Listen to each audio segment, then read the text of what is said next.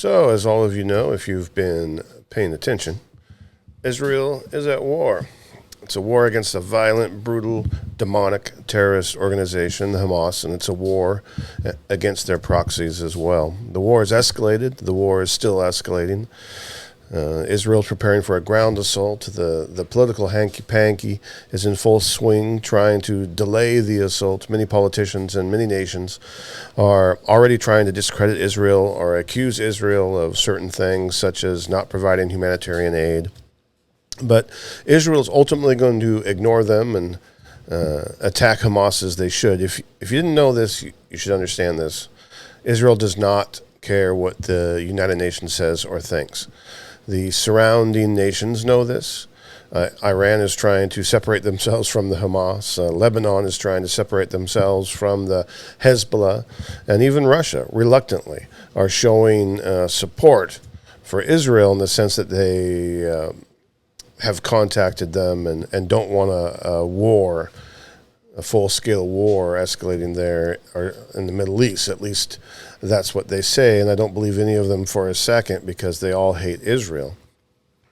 That being said, many nations are supporting Israel's right to defend themselves, and Israel is doing just that. They're defending themselves, and the new Iron Beam laser-based air defense system is about to be deployed in Israel. The United States has sent the Eisenhower and the Gerald Ford, and now I just read 2,500 Marines with the 26th Expeditionary Unit are on the way as well. Britain is sending ships.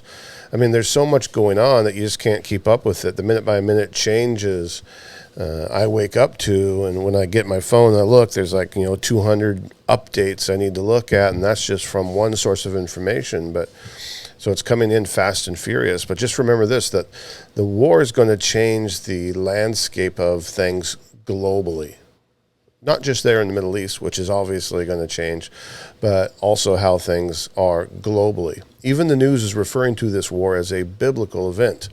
Now, I already stated and told you guys back on the 8th, on our Sunday service on the 8th, that the war is not the Gog and Magog war that you read about in Ezekiel 38 and 39, but it is paving the way, you could say, to that war. This war could easily bring together the coalition of nations that will come down from the north and attack Israel.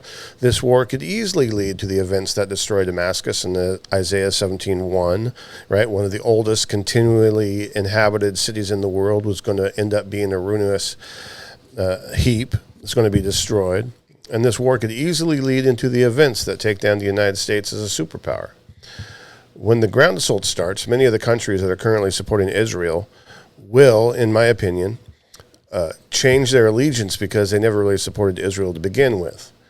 It's going to happen. And you will see many politicians and many nations and many celebrities, etc., that currently support Israel. You're going to see them start attacking Israel, not physically, of course, but they're going to start attacking Israel. And even some churches that adamantly state, I stand with Israel, are going to change their tune. But that's not going to happen here. I support Israel.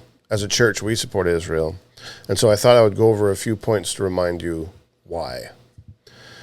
The prophetic time clock for the return of Jesus revolves around what happens in Israel. Not America. Not in the rest of the world. Not any other country. Just Israel. Israel is the epicenter of the world. We see it in many ways. The purpose of the tribulation is for the salvation of the Jewish nation, which is Israel. The abomination of desolation, which happens 3.5 years into the tribulation when the Antichrist takes a seat in the temple and claims to be God. Where does that happen? Happens in Israel, of course.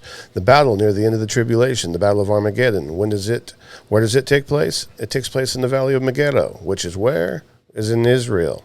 The second coming of Jesus at the end of the tribulation, when Jesus returns, where does he land? Where does he put his feet? Is it in Hollywood? Is it in Palm Springs? Is it in New York? Is it in Boston? Is it in Washington, D.C.? Is it in Hawaii? Is it in, any other country, Europe, Germany, Paris, anywhere? No. His feet touch down on the Mount of Olives in Israel. And then he's going to come on down the Mount of Olives through the eastern gate into Jerusalem, which is currently walled up, by the way, but that won't stop him. And he's going to rule and reign for 1,000 years. It's the millennial reign. Read about it. It's in Revelation chapter 20. But here's what's really important. The Jews are God's chosen people. God formed the nation Israel. He gave them the land that they are in. He gave them more land than that, but we won't get into that right now. They are not occupiers. And if you think they are, then the truth is you don't believe God's word.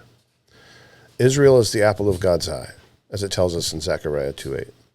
God said that he would bless those who bless Israel, and he will curse those who curse Israel. You can see that in Genesis 12 with his promise to Abraham. And so what side do you want to be on? Not only that, but God told Abraham that he will bless all the nations of the earth, get that, through his offspring, which would be who? Would be the Jews, which would be Israel.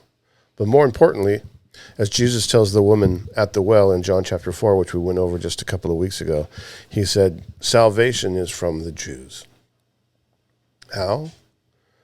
Because Jesus was a Jew. And there is no other name under heaven by which you must be saved. Only Jesus. And so if you don't know Jesus, now is the time. Give your life to Jesus because you aren't guaranteed tomorrow. And as you can see from the news, it's getting biblical up in here. So experience the hope, experience the joy and the peace that comes from the Son of God, from God the Son, Jesus Christ. Surrender your life to Jesus. Now is the time for your salvation. God bless.